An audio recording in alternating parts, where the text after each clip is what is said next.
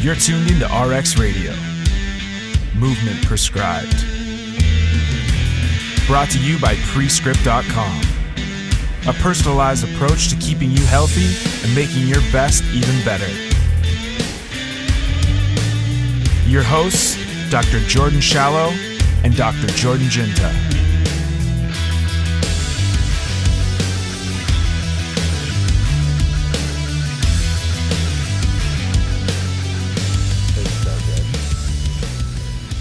I've recently found a stereotype that no one cares about. Like, no one cares that this is, like, possibly offensive.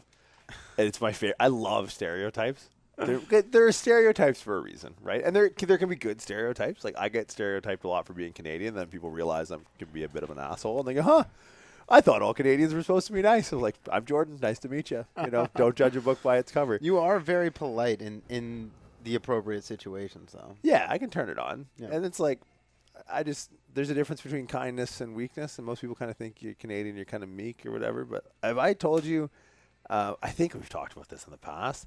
It was in Ottawa. It was after, like, it was in the middle of something. Maybe it was after 9/11. It was a while ago.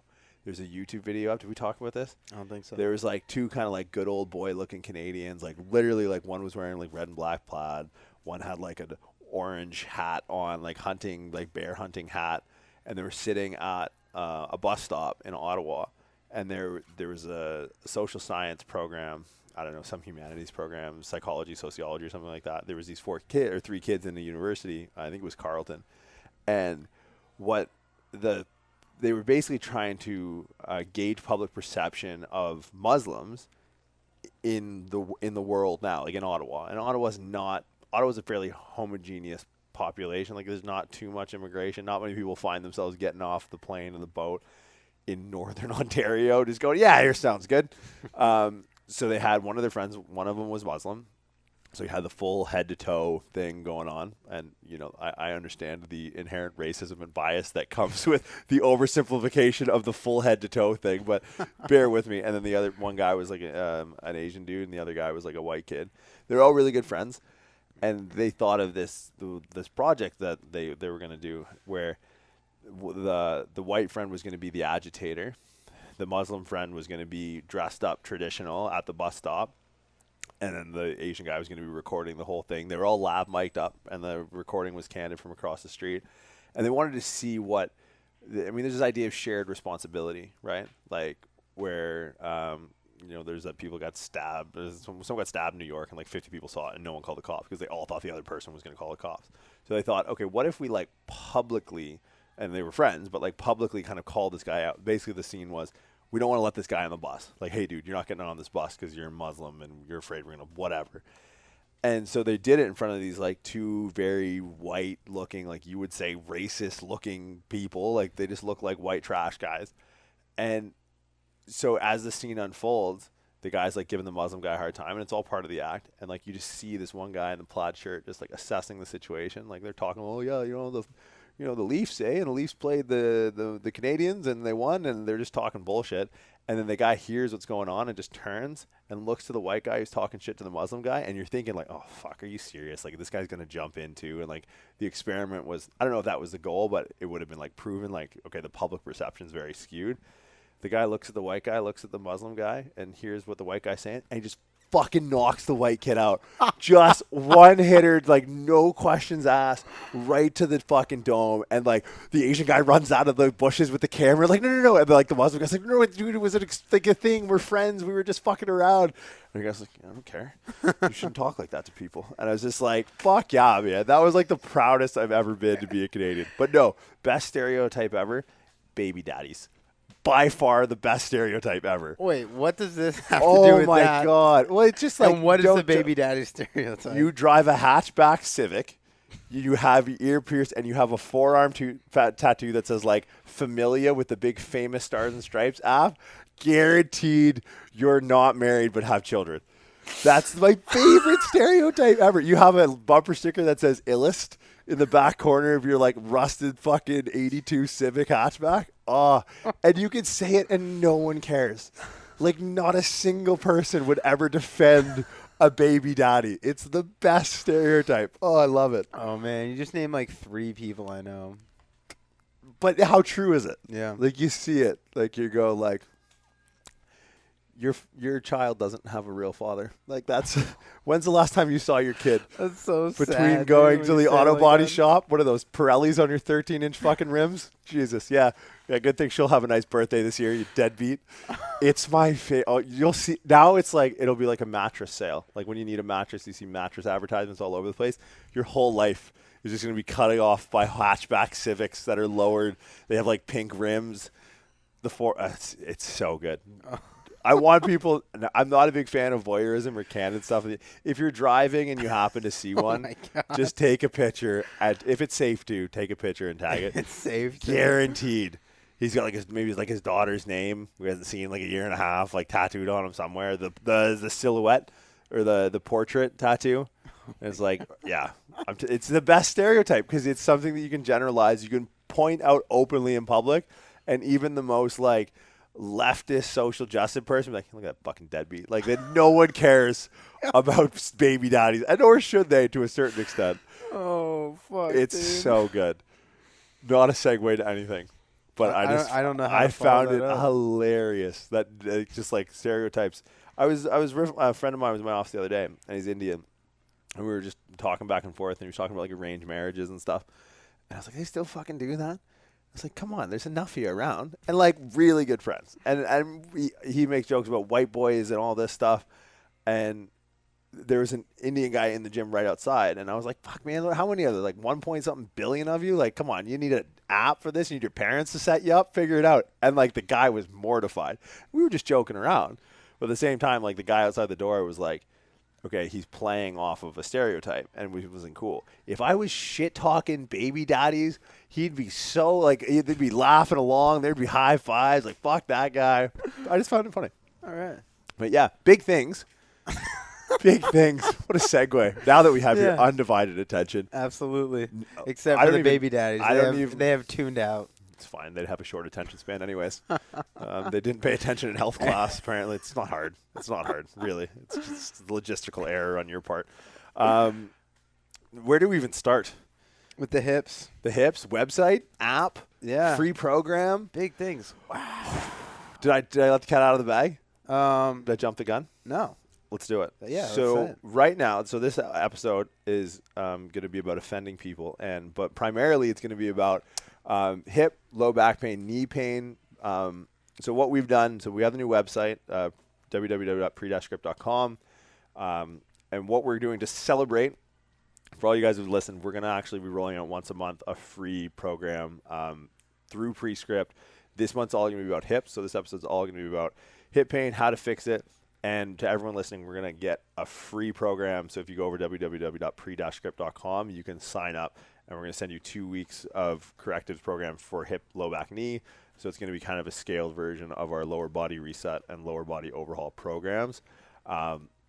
Just for tuning in past the initial, I think everyone deserves something past that. If you've made it this far, you deserve something for free. So go to www.pre-script.com right now, sign up. We'll put a link in the show notes. And this is going to be a 2-week hip program. This episode will be kind of a guide through how we address hip pain, common causes of hip pain or knee pain or low back pain, basically lower body dysfunction. And then we'll talk a little bit about the app. And then we'll kind of close off. And we'll do this throughout the whole month of November. But this episode will kind of be the opening score in this entire month, where we're going to try and get some people on the program. Let us know what you think. But yeah, completely free. Just go over, sign up, and we'll send over the app and all that. Where do you start? Assessment. It always starts with assessment. Okay. History. What's going on? Are we going just hip? You want to go hip, knee, low back? Let's go most common, hip, knee, low back. Like, what do you see the most? Like, I'd imagine a wide range of our audience does not live such a lavish, comfortable Adirondack lake lifestyle that we set up for ourselves. Fucking dead. You know what? I'm in the market for a new Civic. Yeah. We're just shy of getting like zero gravity chairs in this place. But no, so I mean, I would say the common one. Maybe let's go let's systematically. Let's start with like low back contributions or like hip contributions to low back pain, Yeah. and then we can go knee, and then maybe specific to the hip. Yeah, absolutely. The most of the people I see on a daily basis, if you lay down on a table or on a bed, let your feet relax, they're going to flare way out and point 90 degrees to the walls. So usually the cause that I'm working with is people that are seated all day, whether it's in front. Yeah, kick them off. Coming off. Toes coming at you, baby daddy. This is the real sales pitch right here. Yeah. Yikes. Okay. So that passive external rotation of the hip, and a good way to mark that, and this is a trend that we'll talk about, is understanding the foot's relationship with the hip, because we worry so much about the loaded force going down into the ground that we forget about return ground forces coming back up being equal or opposite, right? So the feet are very telling, and this will be something, again, we cover, but when that foot points to the either side of the room, a lot of external rotation, hip, a lot of tightness, a lot of instability. Yeah, absolutely. And usually with that, there is some sort of hip, knee, low back symptom. Yeah. So that's telling me external rotators are very tight. We're not countering that out. It could mean tightness with some of the internal rotators too, but that's more expressed in kind of a flexed hip is what I notice. So usually the culprits there are glutes, psoas, and then to some extent the quads, and then we'll get into the adductors kind of relationship in there too. But typically it's increasing rotation through the hip is what we need to work on when I see those sorts of things. So internal, external rotation, increasing hip extension, and then doing some sort of thing for the tone of the hip flexors. Okay, so a few things there. Starting off with assessment, and this would be something that people can do, and it correlates so strongly you wouldn't believe it. If you're having hip, knee or low back pain, lay face up and watch the side that is have under duress or is painful. Watch that hip. That foot is going to be abnormally or asymmetrically externally rotated as an expression of the hip. Another assessment, I mean, for me, the way I look at assessing the hips is understanding what true hip function is, right? Like, a lot of times we'll manifest these presentations under load, like squatting or deadlifting. If you're only loading bilateral movements, your ability to really screen for hip function is never really being tested. So I look at it this way. Like, if I gave you a gun and I said, I want you to shoot this thing, you could hit it, no problem, right? And but no one would say, man, Junta is such a good shot. He's so accurate that he can hit this, broadside of a barn door from 6 feet out. But equally so, and the comparison I'll make is this is the required functional stability it takes to execute a squat properly in the hips, right? You're hiding so much of it in the structure. You're hiding so much of your inaccuracies in the close range target of shooting this giant thing, right? But now if I said, all right, we're gonna put the H6, we're gonna put it in the middle of El Camino in Sunnyvale, and I want you to pick it off. It's like, dude, you're like 15 miles out, and that's 6 inches by 4 inches across. You'd be a fucking marksman if you could pick that off. Now that's assessing what true hip function is, which is gait cycle, right? Which is just fucking putting one foot in front of the other. Like, let's move first before we start to load, and like, it's literally running before you can walk, and squatting before you can walk is equally as asinine. So I'll take people through just a long stride walking lunge. It's taking this, turning it into that, and putting it downrange. Right, so it's a matter of like, all right, let's calibrate. Let's calibrate for stability. Let's calibrate for range of motion. Let's see some of these passive expressions, how they look in real time when they load. And you start to realize, like, okay, that, yeah, maybe we're not in this long range stride walking lunge every single day in this severity of this end range of motion. That inaccuracy still exists. Even if we're shooting at this barn door and we're trending off course, because I know people whose hips are so fucked up they hurt when they walk. Right? That's because you're missing the mark even from this close. So it's like, if we can calibrate there, so something like a walking lunge, and start to address some of the assessments that we're seeing, because you'll see people who they can take a step forward to a certain degree, which is passive hip extension of that foot that they're leaving back, then they can't actively get back to that same spot. It's like, all right, discrepancy. And I think that's a huge thing that we're going to talk about is symmetry between front and back, quads and hamstrings, or glutes, hip extension versus hip flexion, internal rotation versus external, adduction versus abduction. I think this is where a lot of the really strong research lies, is in these asymmetries of not necessarily range of motion, strength, or in a lot of cases stability. So after assessment, so we'll stick with like the low back to start. You mentioned like tonicity of the hip flexors, which I really liked, because a lot of people at home, they think, okay, I have a tight hip flexor, which sure, but which one, right? Because the hip flexor is a designation of muscles that contribute to a certain action. It's not one muscle. Yeah, absolutely. So how do you go about assessing it, or what do you do as far as treating it? Or let's give them a little sampler into the program. What are some exercises that you like, in maybe order that we progress them through, maybe in these 2 weeks, that are going to address hip flexion? So basically get people into hip extension. Yep. What do you like?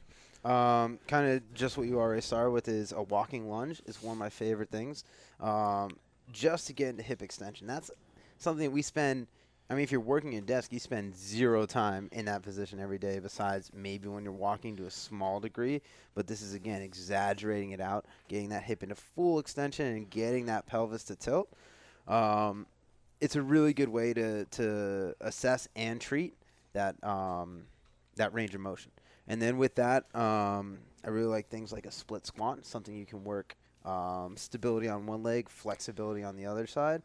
So you're bringing that hip into extension, and then really drilling that single leg stability on your stance leg. Things like that can be really helpful in that.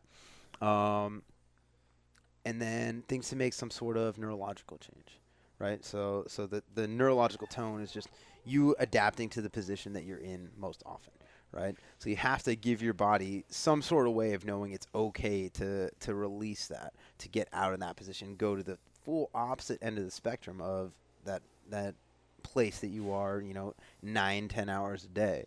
So a lot of that can be just static stretching with the breathing control, or even active stretching with the breathing control, some sort of loaded stretching, things like that.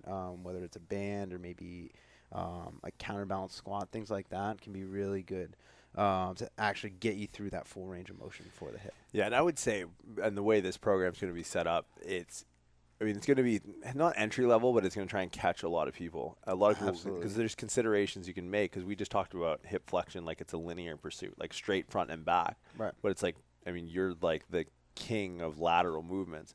And lateral movement doesn't just exist within the coronal plane as we break through the sagittal, but it's also exists in equal degrees of every range of motion, right? Like you can hip extend and adduct, you can hip extend and abduct, you can hip extend and internally rotate, which I would suggest highly.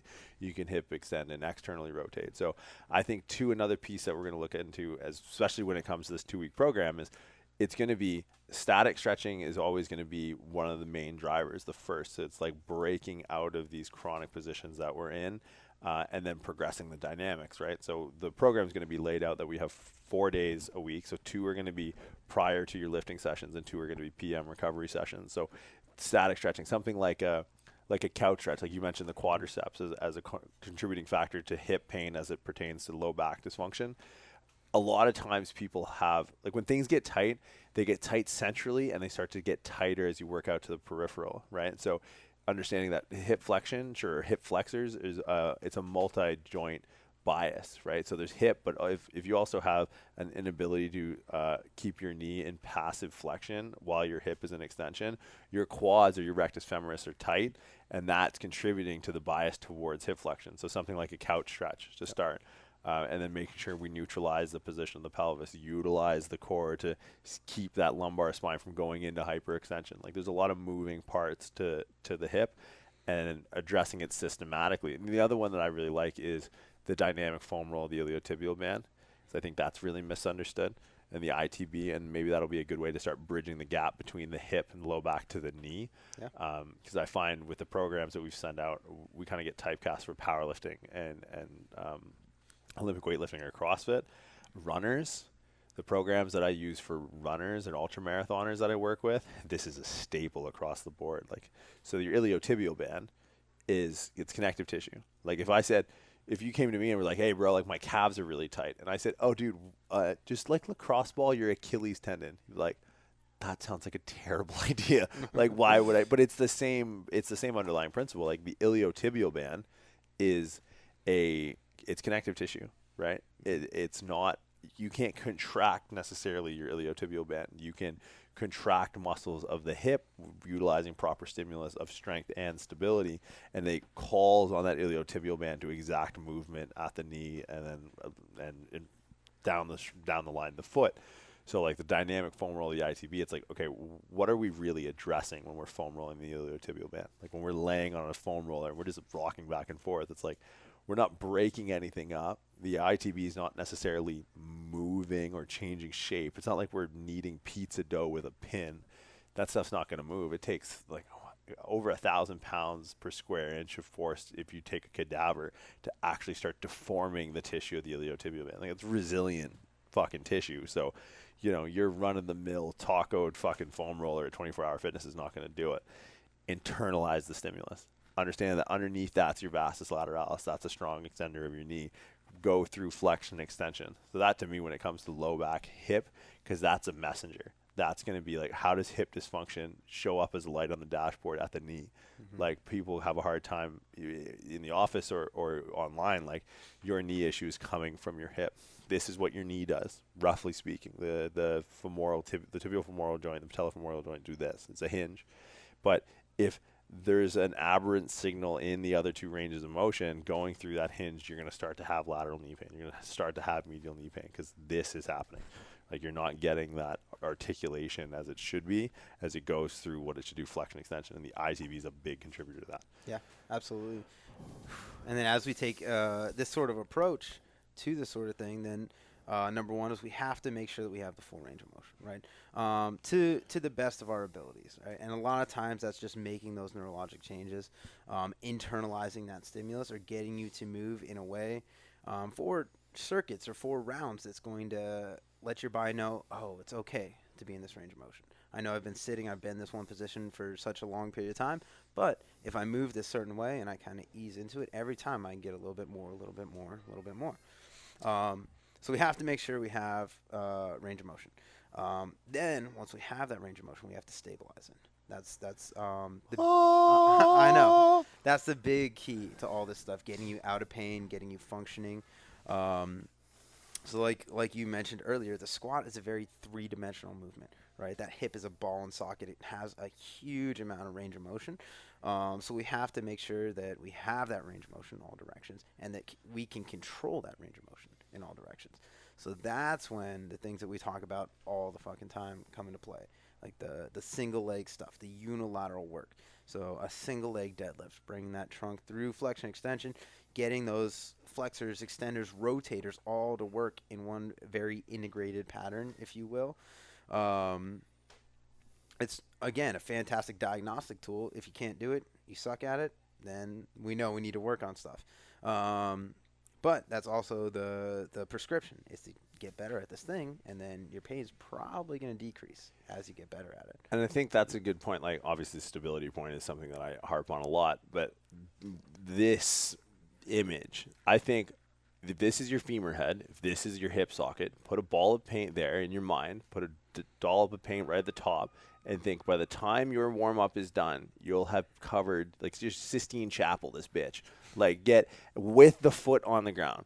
That's the biggest key, especially when it comes to stability. Range of motion stuff, we're going to work passively first to get you into end ranges of motion where you then have to stabilize. The biggest misconception I get is, I don't get it, dude. I stretch all the fucking time. It's like, exactly. You bring your body to transient end ranges that it's not used to being into, and then you put it under load. You put it under threat, and your nervous system goes, hold on. What the fuck are we doing here, and what are we doing here with this much load? So reciprocally, what it's going to do to decrease the likelihood of structural damage at these end ranges, where that's the only stability you have trained, is it inhibits everything that will allow it to get into that position. It puts a functional cast over the hip. So people who just stretch or just foam roll or just lift, like there are people who go, oh, you don't need to stretch, just squat. It's like, that's the dumbest thing I've ever heard. If you want to squat a lot and for a long time, Or even too, like if you do get injured squatting, and guess what, shit's going to happen? Your best asset in returning back to an injury is going to be your baseline stability, and understanding that stability is going to be a separate stimulus than strength, right? Like and how to progress and how to scale. And this is what this 2 weeks is about, is like we can take you very quickly from immobile. Like I have one of my clients I train just for rehab purposes.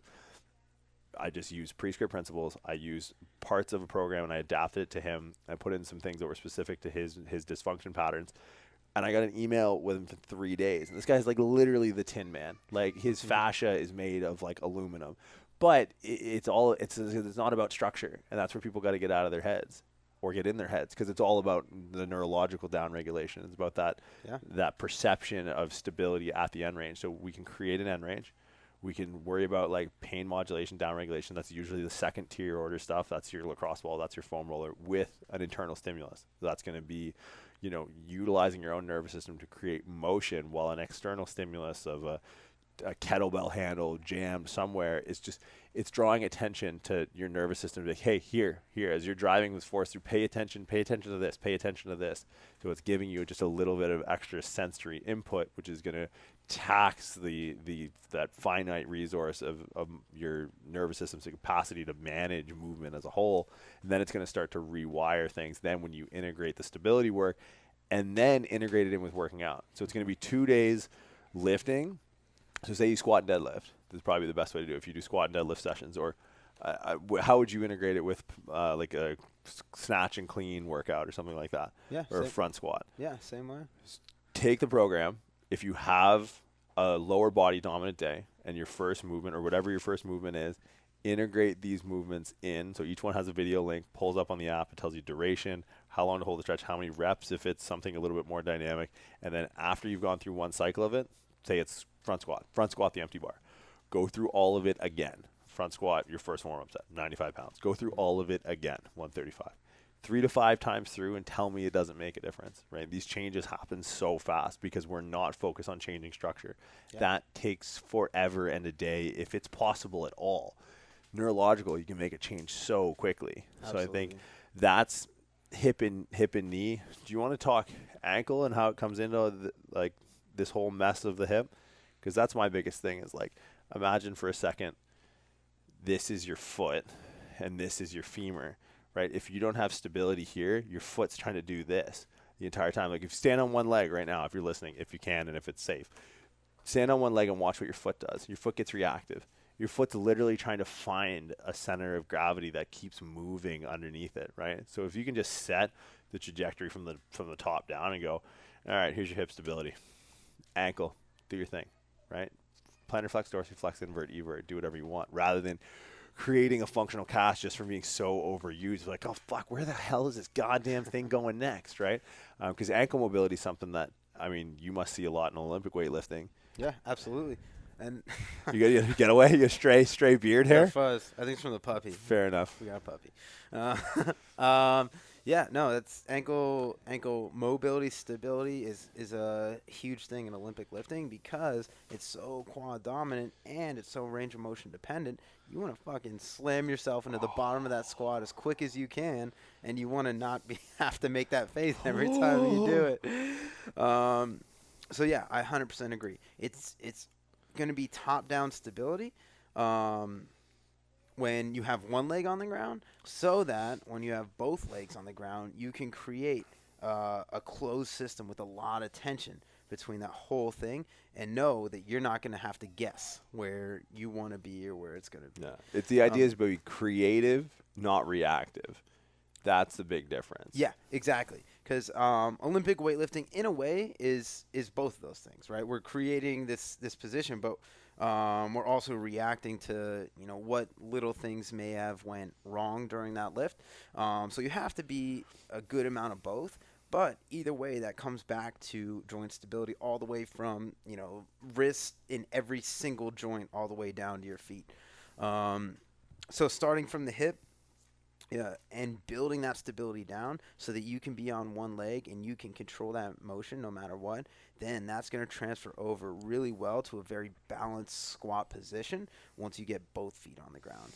because if there's some sort of imbalance, you can hide it very well with both feet on the ground, right? You can push maybe 60% through that right leg into that left leg, and maybe you get a little bit off center, a little bit rotated through that pelvis. But from the outside looking in, maybe it looks okay. Maybe, you can do the snatch, you can do the clean, whatever it is.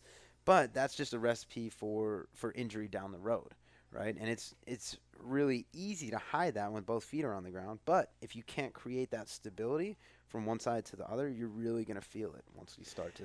And that's the thing. What you're hiding it in is you're hiding it in structure, right? Absolutely. SI joint, knees, ankles. The lumbar discs. Exactly. And that's the big thing, too. Like, we talked about ground forces out of the gate. Like, the ground is pushing back to equal or opposite force that you're putting into it, right? With the weight on the bar, that's that return journey of the dysfunction set from the hip into the. I think of it this way: like, if I had a laser beam and I was trying to point it right at the camera, and it's a mirror that's pointing right back to me, if there was something, if that camera was off and my laser beam was straight, it's not going to come right back. Or if my laser beam from the start, so my hip is out of position and I'm aiming at something that's still going straight back, it's still going to end up off course. So that's the relationship between the foot and the hip and the ankle. The hip and the ankle is we need to make sure we're setting the right trajectory for the weight that we're loading down into the ground that's using this as a main hub of stability, especially with lower body dominated movements. And then we also need to think, okay, how is my foot going to be returning that ground force back into the hip? And very rarely is that trade-off going to be fluid. Is the same path that it's going to take on the way down be the same on the way up? So I think the ankle and the hip relationship, like more often than not, when people have tight calves, then they stretch them and they stretch them and they stretch them. It's like when they're walking around all day, it's like shooting that thing, right? If you're trending off course for so long, and it's volume and intensity. Sure, walking is very low intensity, but it's very high volume. You be taking 10, 15,000 steps a day, and you're accumulating summative ground forces back through the system, and you're always having to recalibrate and react through the foot. And if you don't have the ability to assess, or you haven't been working on improving function, and it's like part of this 2-week program was just like, I see such good changes in my office with giving someone such a very small intervention. And that's what like conservative healthcare should be all about, is the most amount of change with the minimum amount of intervention. So if you haven't downloaded already, go to prescript.com and download it, or send us or sign up for it and we'll send it to you. But you'll be surprised like how quickly your body wants to make these changes, because when you start to calibrate that laser pointer and the reflective surface, the hip and the ankle, then all of a sudden you're calibrating your stability with every step. You're not trailing further off course by summing up more ground forces through an improper pattern and reinforcing damage into structure. You're actually loading into proper function, and that starts to become more central, more like bullseye, more accurate. So you'll hit an elbow in the curve where when your hip function really starts to manifest itself in your day-to-day, and you're going to bed at night and your feet are straight to the ceiling, one's not cranked off to the side. Guess what? Those lateral rotators, they're recovering from the work today. They're not hypertonic and stressed and in a heightened state of threat and not recovering at all. They're staying active. And then you'll notice your warm-ups start to get shorter and shorter and shorter. And that's the goal, is like, it's not, you don't want to have these long warm-ups with this net effect. You want to have a very isolated, a very distilled, a very concentrated approach. And it's like in dealing with the amount of stuff we've dealt with when it comes to hips, knees, and low back and ankles, lower body dysfunction. It's like, this is a very accurate depiction of like what 95% of the people present with. Like you said, hip flexion, very hypertonic or very stiff in the ability to extend the hip, especially extension and internal rotation. But we can't really get to internal rotation without improving extension. So that's kind of in the program. It's like, let's improve hip extension first. Then as we start to chip away at that, let's start introducing internal rotation, because that's where we're going to get our stability from in the hip to balance out the adductors and the abductors, or the internal rotators and the external rotators. So I just think understanding where things go wrong, that's the thing. Everyone does the same thing when they train. They do the same thing. But equally so, everyone doesn't do the same thing. That adage of like, I'm going to stretch and then I'm going to train, and then I'm going to stretch again and then I'm going to train, is like, that's so antiquated. Do you have a favorite? Let's go top 3. Top 3 lower body exercises? Top 3 that are your top 3 in the program, because some are your babies. Some that I do a lot are Junta gold sealed, like, I love it. That warms my first like ballot Hall of Fame movements, and they're all Juntas. Let's go 1 static, 1 like myofascial release, 1 stability. Cool. Static. I think the most bang for your buck is a internally rotated and flexed hip stretch, so like a frog position, Okay. or even a seated single leg, just internally rotated hip position. Yeah. I think that's fantastic. It's something that really gets neglected. You'll see people doing tons of external rotation stretches. Yeah, I do my pigeon every day, all this stuff. Yeah, all right, cool. But I think that's a really powerful static stretch that if you're doing it right, you'll see some really good improvement and a lot more comfort just on a day-to-day basis. Myofascial. Lacrosse ball, foam roller. Yeah, kind of to couple with that, if you can get into those deep external rotators of the hip with a lacrosse ball in sort of a figure 4 position, I think that can be a really good one. And then, what are we going? Stability. Stability. Yeah. So, or active. I know you kind of like to do some prep work. I like some of the stuff you do bilaterally. I love it, though. It's like it's so children. Many. I You're know. trying to pick a child here. There's so many it's good like ones Sophie's here. choice of fucking corrective exercise. The one I've been digging lately is I don't know whether it's called a lateral lunge or a Cossack squat, but it's you and your set. You love getting lateral with it. I love it. It's I your love it. Favorite thing. I think ever. it's one of the best movements to hit all 3 planes in my mind and exaggerate the neglected planes. So you get a really – so the way I'm talking is if you get your feet just outside shoulder width, maybe turn those toes out a little bit, and you lunge into one side, doesn't matter where you start, but instead of going back to the top and then down into the other, you just slide right across. So you get that good push-pull relationship between the adductors and the glutes. You're getting into the hip that you're lunging into should look identical to the bottom of your squat position, and then from there, you're pushing and pulling with the glutes back and forth. You'll feel in the adductors, the hamstrings, the quads, the glutes, hip flexors, all of it. This is how he looks when he talks about burritos. This is like this is passion. You this hit is a what chord, it is. you hit No, a it's chord just with like, me. holy Kozak. Oh, Christ. All right, I'm giving mine because some of yours are actually in, not the ones you've done, but ones you've introduced to me over the years. Okay, static stretch. Ooh, couch. I think most people, when executed properly, and that's the nice thing about the program is all the stuff has video description in it. Yes. So you go into the app, it's all laid out. The program will upload. You just go day 1, click, and then it'll take you right to it. So the couch stretch is, I think it's done the most. It's done the most, but it's also done the most frequently incorrectly, if that makes sense. Like people that do it, they accommodate in the low back. There's a lot of anterior pelvic tilt, hyperextension of the lumbar spine. We're missing the boat when it comes to actually addressing the underlying issues. Like mobility, stability is all about relative joint position. So we need to make sure that the pelvis and the hip and the knee and the ankle and to a large extent the lumbar spine are in proper position to create that stretch, because you'll create that stretch a lot earlier than you think. A lot of people are like, oh no, I can get my heel right to my butt. It's like, really? Let's see how you do it correctly. So I would say static stretch. I really like the couch stretch. Dynamic foam roll. I'm gonna go I want to go 2. Because I can't pick. Go 2. ITB, dynamic foam roll, the ITB I think is huge. Yep. That internalization of the stimulus under that deep pressure of the foam roller is just, it makes such a difference to people who, oh no, I foam roll my IT all the time. It's like, just hear me out, try it and see whether it's clicking at the knee or popping at the hip. Usually that can clear it up within a single bout. Or TFL, kettlebell handle to TFL. Love it. So you're internally rotating that hip. You're getting the glute out of the way. You're spending time in internal rotation of the hip, which I think is huge. You start to see how lacking internal rotation of the hip can affect the position of your spine. People will struggle with this on one side because they'll have a hard time holding onto the kettlebell and staying in position, because they realize that the lack of internal rotation of my hip is actually going into my spine and forcing my spine to rotate. It's like, yeah, no shit. That lack of rotation is there every time you load your spine when you squat. So that needs to be cleared up. So I think it's drawing the nervous system's attention to, hey, pay attention here, pay attention here, pay attention here. While we're in this position, we're never in trying to improve some of the passive structures of the hip to allow for that ease or mobility into internal rotation. I think those 2 are my favorite, the ITB and the TFL. And then the stability.